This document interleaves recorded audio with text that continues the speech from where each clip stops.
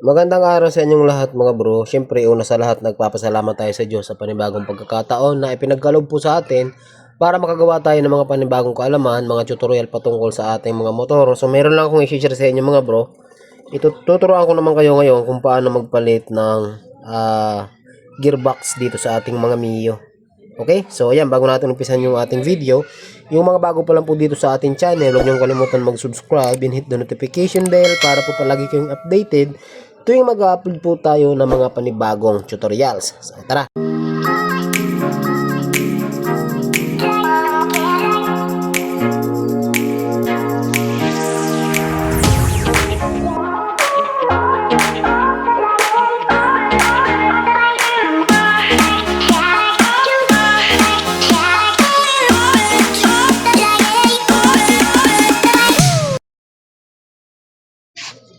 Kaya nga pala mga bro, ang gagamitin natin ay itong TTGR na gearbox pang Mio. So, ang unit na ito mga bro ay Mio Gear. So, kapares lang siya ng Mio Sporty, Mio Salty, Mio Soul 125. Ayan. Ano pa ba? Sniper 135. Yan, kapares niya lang ito.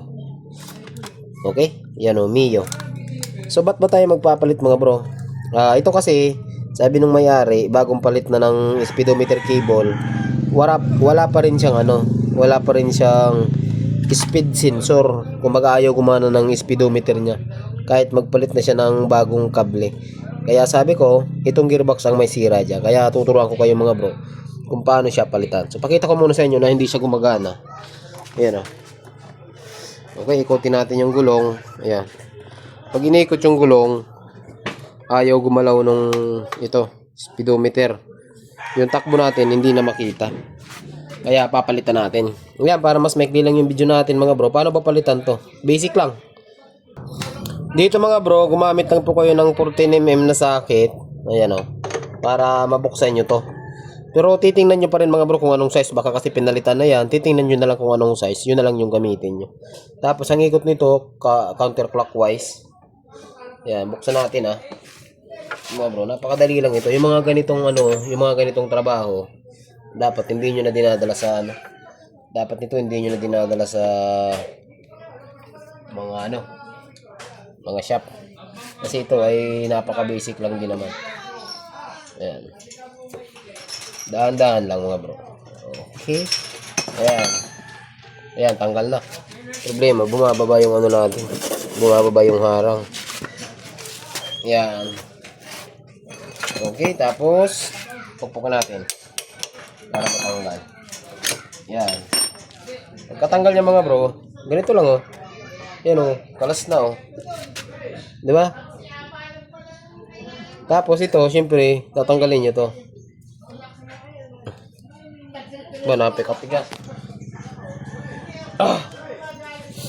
Napakatigas tanggalin. Yan. Yun durog na siguro. Tapos balik natin, tingnan natin kung parehas. Ayan parehas na parehas naman, di ba? So gawin nyo dyan, ayan parehas na parehas naman siya Okay, gawin nyo dyan mga bro, salpak nyo lang, salpakan lang to. Ayan tapos balik na natin. Yan lang, kadali. Napakadali lang.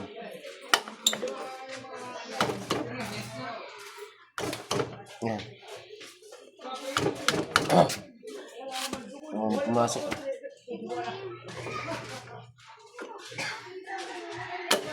Yung pasok. Pasok sa banga. Yan. Ito mga bro, dapat nakatapat yan dito. May guide po yan. Hindi yan nakaganito mali yan. Dapat nakaganito.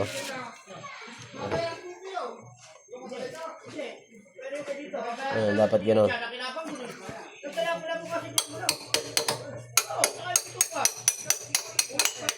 Ayan. Okay na yan.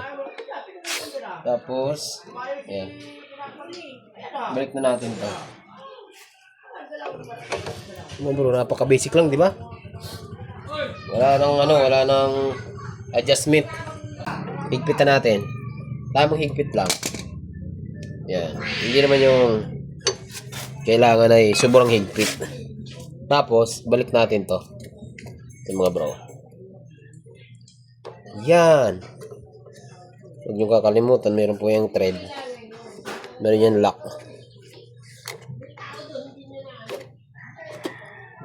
Ano? Tumago na.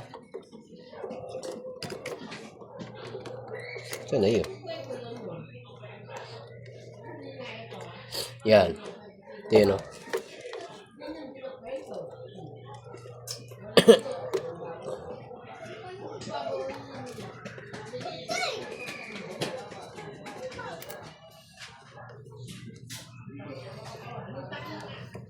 Yan.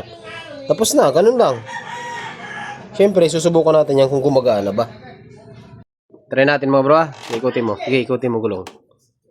Sige, ayan, oh. Kita nyo ba? Ayan, oh. Biglayin mo na isa. Biglayin mo isa. 1, 2. Doon ka magbilo. Pangit yung taga-ikot natin. 1, 2, 3, go. Ikot. Yan. Oh, gumagalaw na, di ba? Umalis yung 0 eh. Ayan, oh. Ayan, okay na. Sige na. Wala kapagod dyan eh. Yan mga bro. So, ganun lang kadali yung pagpapalit ng gearbox dito. Napaka-basic lang.